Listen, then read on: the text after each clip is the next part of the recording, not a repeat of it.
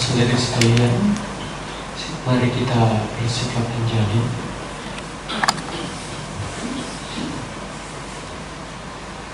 Namo tassa bhagavato arahato samma sambuddhassa. Namo tassa bhagavato arahato samma sambuddhassa. Namo tassa bhagavato arahato samma sambuddhassa. Asevana capalanam panditanam ca sevana puja ca pujaniyanam etam manggalamutamanti. Penundukan kepada beliau yang berberkah, yang maha suci, yang telah mencapai kenalan sempurna oleh diri sendiri, tidak bergaul dengan orang-orang umum, bergaul dengan para bijaksanawan, menghormat ia yang patut dihormati. Inilah berkah utama. Demikian sabda Sang Bhagawa dalam Manggala Sutta.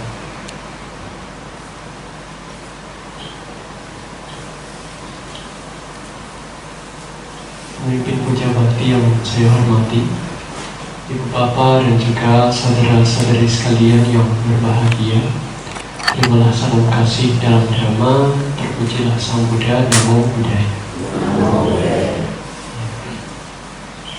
Senang sekali untuk bisa mendapatkan kesempatan untuk berbagi dhamma kepada Ibu Bapak sekalian, umat wihara Dhamma Caku.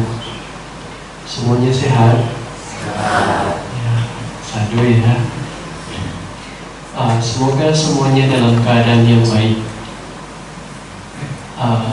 Perkenalkan, jika yang belum kenal, nama saya adalah Handrawan Purwanto. Sangat diperbolehkan untuk manggil Heng saja, tidak apa. Mungkin yang sudah pernah lihat, ini hanya wajah lama, baju baru. Betulan baju baru. Ya, Ibu Bapak dan saudara-saudari sekalian, pada kesempatan pagi hari ini saya ingin berbagi motivasi, juga memberikan dorongan kepada Ibu Bapak dan saudara-saudari sekalian dengan judul Pundarika dan Kalyanamitta. Di sini kira-kira kita semua sudah tahu arti dari Kalyanamitta itu apa. Kita sudah seringkali mendengar, bahkan sudah hafal Kalyanamitta itu apa dan juga apa ciri-ciri dari Kalyanamitta. Tapi pembahasan pada pagi hari ini tidak akan terlalu condong kepada pembahasan tentang Kalyanamitta, tapi pembahasan yang akan dibahas pada pagi hari ini akan diawali dengan Pundarika terlebih dahulu. Ada yang punya nama Pundarika di sini? Pundarika, karena Pundarika sendiri punya makna yang indah, punya arti yang indah. Atau ada yang punya teman namanya Pundarika? Tidak ada ya? Tidak ada yang kenal nama Pundarika juga di sini. Pundarika itu nama yang manis di dalam agama Buddha. Ada yang tahu arti dari Pundarika? Tidak ada ya? Pundarika itu artinya adalah teratai putih. Manis kan? Teratai putih, Pundarika. Itu akan menjadi bahasan awal kita ya. Nah, di dalam agama Buddha sendiri kita tidak asing dengan bunga. Bahkan kita mau apa-apa itu mesti ada bunga. Di depan altar ada bunga, baik yang asli ataupun yang palsu, baik yang sementara ataupun rada-rada permanen. Nah, kita sangat dekat dengan bunga-bungaan. Bukan karena kita hafal bunga-bunga, Tapi karena bunga merupakan penggambaran yang sangat baik dan kita bisa belajar banyak dari bunga. Secara sederhana, yang kita tahu di dalam agama Buddha, bunga merupakan penggambaran dari anicca atau ketidakkekalan. Tapi ada sisi lain yang digambarkan oleh bunga, yaitu harumnya kebajikan. Maka dari itu kenapa kita taruh di altar, kita jadikan bahan perenungan. Bahkan sebenarnya penggunaan bunga bukan hanya sekarang-sekarang ini saja. Sejak zaman Sang Buddha itu bunga tetap digunakan, masih digunakan. Ada yang tahu nama kuti dari yang dipergunakan oleh Sang Buddha? Nama kuti dari Sang Buddha adalah ganda kuti. Ada yang tahu arti ganda kuti? Ya? Ya, kuti harum. Ganda kuti artinya kuti harum. Kenapa harum? Karena umat Buddha atau siswa dari beliau seringkali menaruh bunga-bunga ataupun menyang ataupun wewangian di sekitaran kuti beliau sebagai bentuk penghormatan. Maka dari itu hingga saat ini kita seringkali di dalam amisa puja juga mesti ada bunga di situ, ada wewangian di situ. Sehingga bunga itu tidak asing dengan agama Buddha, dan kita umat Buddha tidak asing dengan penggunaan bunga di setiap upacara ataupun kegiatan umat Buddha. Terfokus atau terkhusus pada Pundarika atau teratai putih, kita juga bisa belajar banyak hal dari teratai putih. Sebagai faktanya kita sedang melihat teratai sekarang. Di mana teratainya? Bukan, ini di depan altar. Sang Buddha duduk di mana biasa rupa Buddha? Di atas teratai. Ya memang tidak putih ya, semuanya satu warna emas. Tapi kira-kira kita bisa melihat di rupang-rupang Buddha, beliau duduk di atas teratai. Pundarika adalah teratai putih artinya. Dan di dalam kitab suci, di dalam pustaka suci Tipitaka, seringkali kita membaca atau mendengarkan kisah tentang bagaimana kehidupan Sang Buddha yang ada hubungannya dengan teratai. Bahkan sejak pertama kali Pangeran Siddhartha lahir, ketika di Taman Lumbini, beliau lahir, ibunda beliau tidak dengan posisi tidur, tapi dengan posisi berdiri. Beliau lahir pertama kali tidak menginjakkan kaki di bumi, tidak menginjakkan kaki di tanah, tidak kotor sama sekali karena ada teratai yang langsung muncul. Menandakan bagaimana ini mau percaya atau tidak percaya bukan masalah ini hak asli atau tahayul, tapi kita bisa belajar bahwa seorang manusia suci lahir di bumi, lahir di alam manusia yang akan menjadi kehidupan terakhir dari orang tersebut sama Sang Buddha. Maka dari itu menjadi satu rangkaian cerita. Setelah berjalan 7 kali, beliau memberikan sebuah ikrar bahwa itulah kelahiran terakhir beliau, manusia suci. Itu adalah penggambaran dari teratai. Kita tahu bahwa teratai itu lahir tidak di atas tanah, tidak di tempat-tempat yang bersih, yang indah, tapi di bawah lumpur. Berteman dengan lumpur dan jauh dari sinar matahari langsung, tidak seperti bunga-bungaan lainnya yang bisa dengan mudah mendapatkan sinar matahari. Bunga teratai muncul dan juga berkembang di dalam air yang keruh, tapi kemudian pada akhirnya dia muncul ke permukaan air, mekar dan menjadi bunga yang indah tanpa sedikit pun dinodai oleh lumpur tersebut. Itu adalah penggambaran dari orang-orang suci, penggambaran dari kesucian itu sendiri, penggambaran dari Sang Buddha itu sendiri. Bagaimana beliau sebagai seorang yang luhur, sebagai seorang yang mulia, bisa menjadi seorang yang suci, terlepas dari kelahiran beliau sebagai manusia, terlepas dari keberadaan beliau yang masih ada di saat itu, masih ada di 31 alam kehidupan, masih mengalami kelahiran, masih mengalami penderitaan. Beliau menjadi orang suci. Sehingga perlambangan dari teratai putih dan perlambangan dari Pundarika yang sering kali kita pergunakan adalah lambang dari kesucian, lambang dari kebajikan. Itu adalah Pundarika.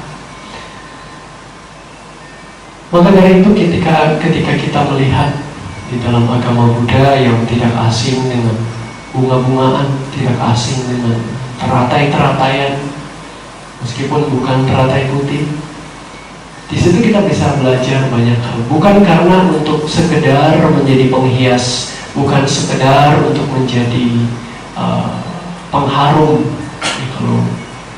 Kalau zaman sekarang bisa pakai pengharum yang lebih harum daripada bunga. Tapi inti dari adanya bunga, adanya teratai di dalam agama Buddha jauh lebih dari itu. Lebih kepada apa? Lebih kepada perenungan untuk kita renungkan di dalam diri kita. Pundarika, perlambangan dari kesucian. Begitu pula dengan proses kehidupan dari Pundarika atau teratai suci. Tidak semua teratai mampu untuk berkembang, mau sentuh permukaan air saja.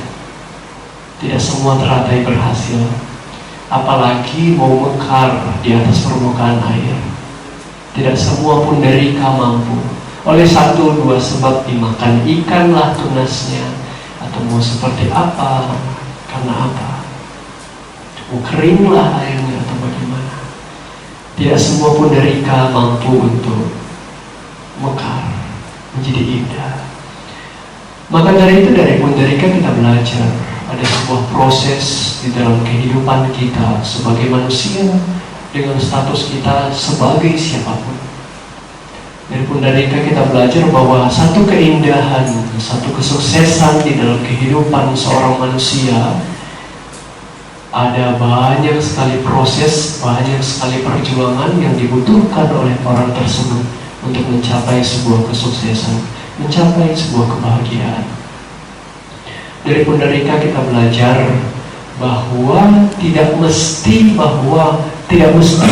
kalau misalnya kehidupan kita di sekitar kita saat ini sedang tidak baik, sedang berada dalam kondisi yang buruk, tidak nyaman, bukan berarti kita menjadi pribadi yang gagal. Usaha kita mungkin saja gagal, tapi bukan berarti kita hanya yang gagal. Usahanya saja. Dari Pundarika kita belajar bagaimana sebuah usaha, bagaimana sebuah keberhasilan tidak akan terlepas satu sama lain. Maka dari itu Ibu Bapak dan juga saudara-saudari sekalian, Pundarika di dalam agama Buddha penting sekali. Kita lihat di sana sini ada saja altar yang ada bunga. Mau lihat di sana sini ada saja wihara yang kalau ada kolamnya mesti ada Pundarikanya, ada teratainya. Mau lihat di rupang Buddha mesti duduknya di atas teratai. Melambangkan keindahan, melambangkan kesucian, melambangkan sebuah proses di dalam kehidupan manusia. Dan kalau kita pun mau melihat kehidupan manusia atau kehidupan dari Pundarika yang dikelilingi oleh lumpur, begitu juga kita sebagai anak-anak manusia, kita juga dikelilingi oleh lumpur. Lumpur dari Pundarika ya lumpur biasa, tapi lumpur di dalam kehidupan kita adalah hal-hal yang menghambat kita untuk mencapai kesuksesan. Apakah hal-hal tersebut datang dari dalam diri kita sendiri atau muncul dari sekitar kita? Ya, kalau muncul dari sekitar kita ya sangat beragam sekali, sangat beragam sekali. Jauh lebih mudah untuk melihat apa yang muncul di dalam diri. Sang Buddha sudah menjabarkan semuanya itu. Sederhananya hanya 3: loba, dosa, dan juga moha. Itu adalah lumpur-lumpur kita, lumpur-lumpur yang ada di dalam diri kita. Dan juga kebajikan di dalam diri. Sedangkan kebajikan di dalam diri itu adalah tunas-tunas pundarika yang perlu kita rawat, yang perlu kita jaga. Jika kita hanya merawat lumpur-lumpur saja, menambah lumpur-lumpur, lama-kelamaan tunas-tunas pundarika akan tertutupi oleh lumpur. Sebaliknya yang harus kita lakukan adalah menjaga agar tunas-tunas pundarika, tunas-tunas kebajikan di dalam diri tidak dimakan oleh ikan, juga tidak tertutupi oleh lumpur.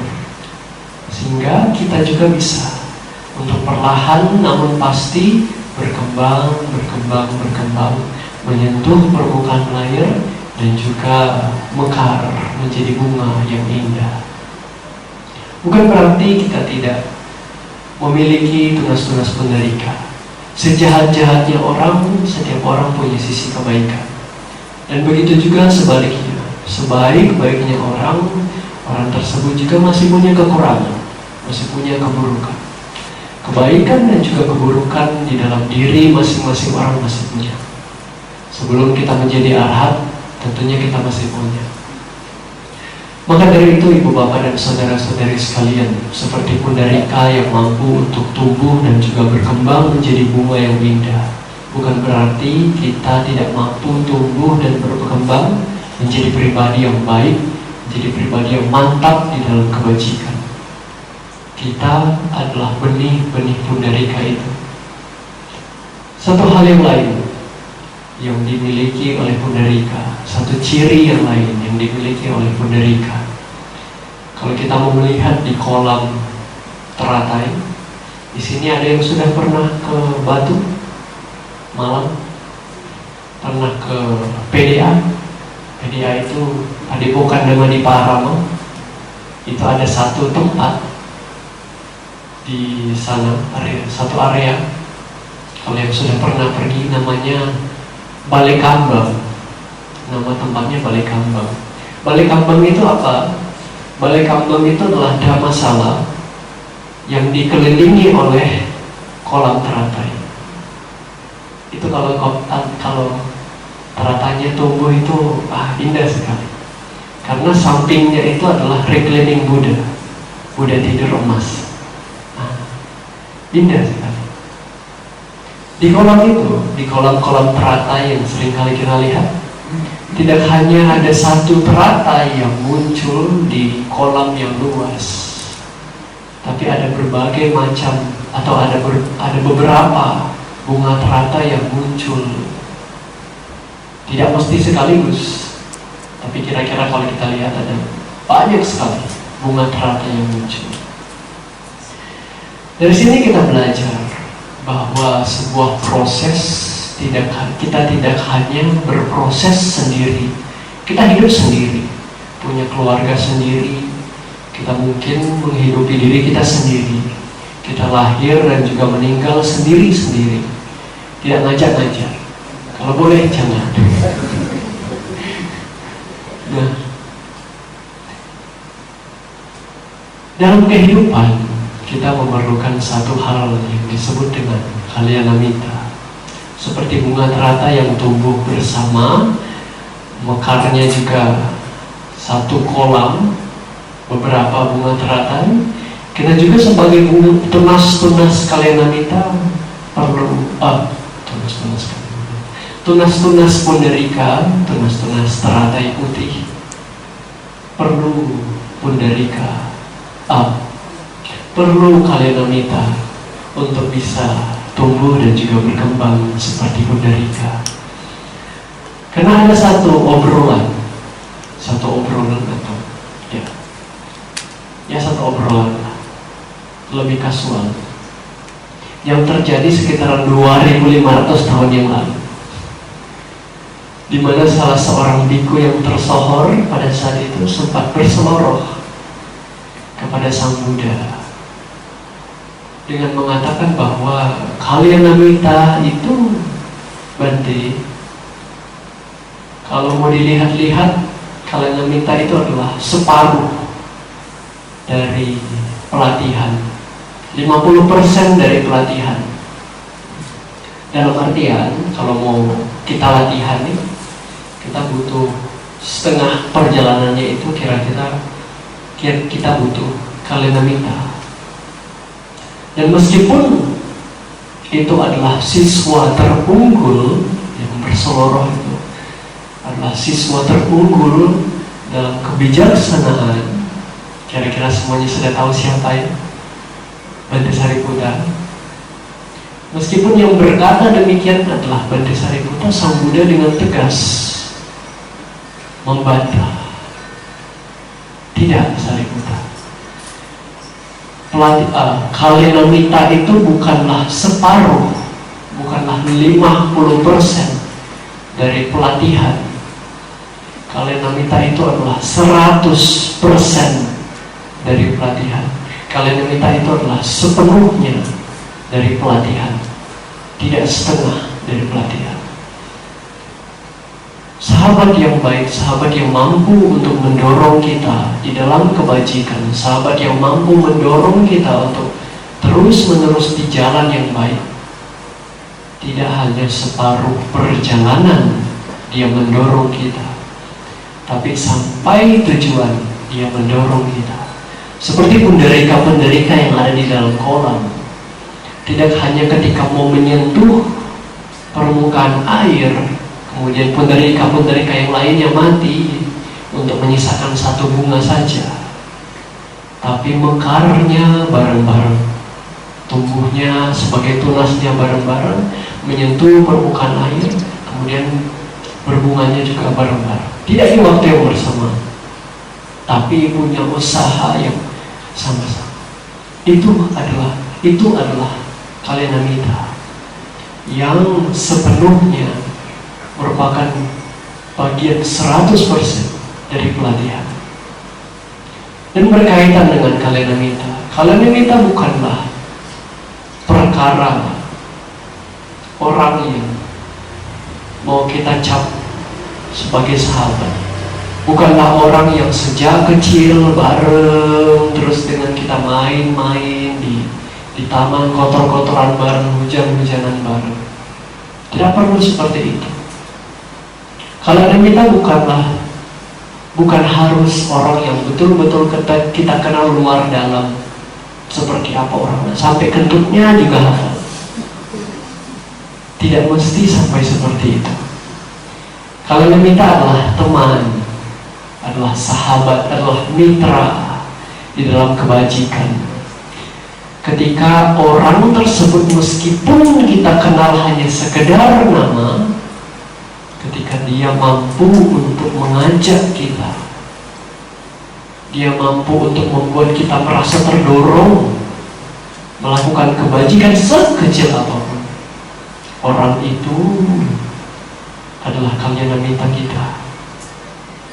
Kiri, kanan, depan, belakang, mau diagonal, samping seperti apa, orang-orang yang ada di sekitar ibu bapak sekarang adalah Kalyanamita. Kita semua adalah Kalyanamita, adalah sahabat baik.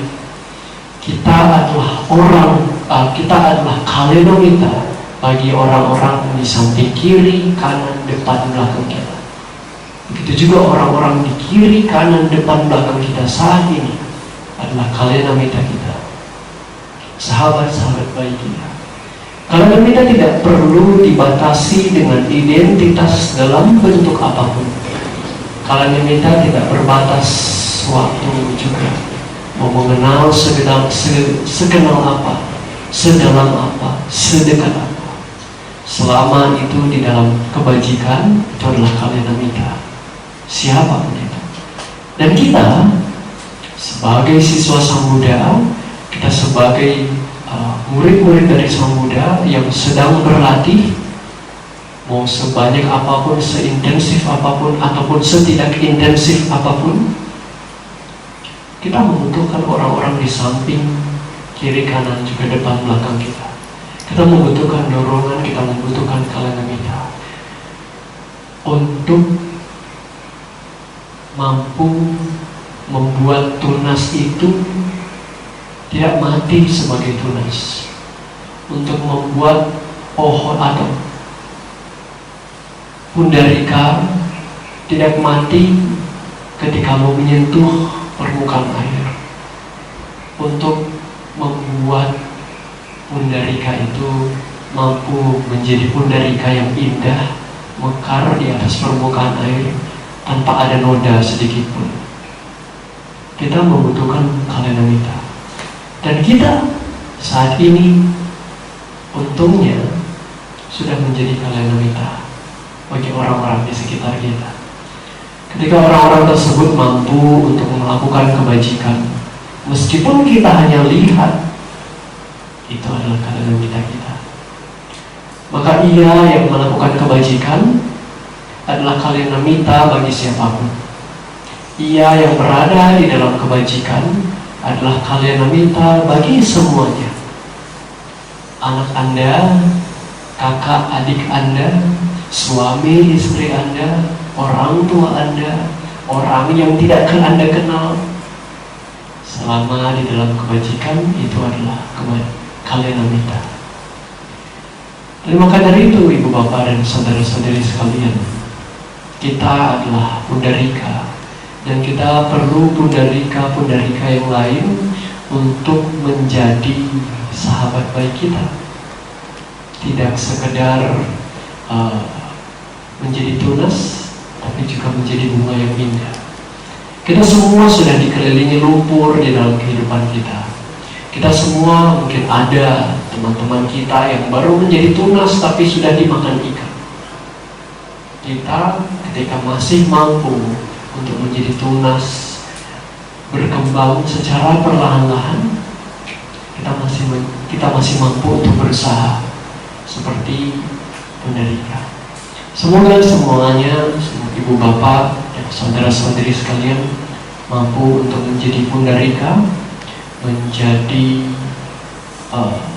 bunga yang indah, meskipun mungkin saat ini sedang dikelilingi oleh lumpur, meskipun mungkin saat ini sedang jauh dari sinar matahari, tidak terkena sinar matahari langsung, tapi semoga kita semua mampu menjadi teratai petik yang indah, yang juga bisa menjadi teman yang baik, kalenamita bagi orang-orang di sekitar kita. Semoga semuanya bisa lebih berkembang di dalam dhamma. Semoga semua maju di dalam dhamma. Semoga semua cita-cita luhur kita semuanya dapat tercapai. Saya akhiri, sabe sata bawantu sokitata. Semoga semua makhluk berbahagia. Sadu, sadu, sadu.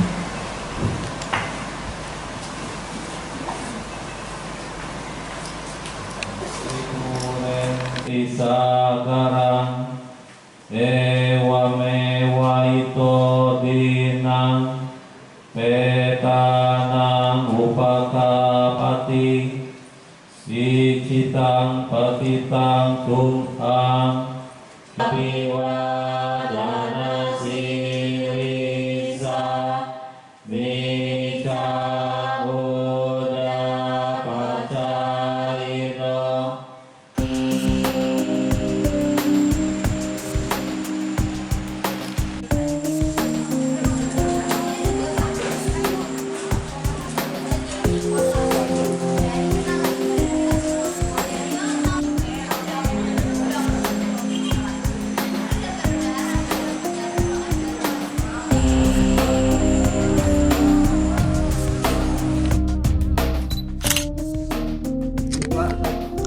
Halo, namaku Vito, asalnya dari mahasiswa BCA, dari Bogor. Kesan pesannya itu senang banget bisa datang ke wihara ini. Bisa, kan kita jarang-jarang nih bisa ke wihara karena dari kesibukan juga kan. Tapi pengurus-pengurus wihara sini sangat welcome, sangat menyambut kita dengan baik juga. Semoga harapannya nanti makin banyak nih mahasiswa BCA yang bisa datang ke sini, bisa ikut kebaktian bareng dan bisa jadi bagian dari wihara Dhamma Sakti. Perkenalkan, nama saya Sheni. Saya dari mahasiswa BCA. Saya ini merasa sangat berterima kasih, sangat bersyukur karena adanya wihara ini yang sangat ramah, sangat mau membantu kami untuk menjalankan ibadah kami. Jadi dan kami juga sangat disambut di sini. Jadi kami ingin berterima kasih dan sangat bersyukur untuk semuanya. Terima kasih. Halo semua, aku Jeki dari Rumah Talenta BCA. Jadi aku untuk kesan aku sangat, maksudnya sangat terbantu dan sangat senang kalau misalnya Wihara Dhamma Cakku ini udah mau bantu kami. Sedangkan karena kami itu sebenarnya wiharanya yang di sekitar Sentul jujur sedikit dan ada yang kurang cocok. Jadi kami memutuskan untuk kesini. Nah jadi selama kami kesini kami merasa sangat terbantu karena wihara ini kayak berusaha untuk membantu kita agar kita bisa beribadah bareng. Itu aja sih. Terima kasih.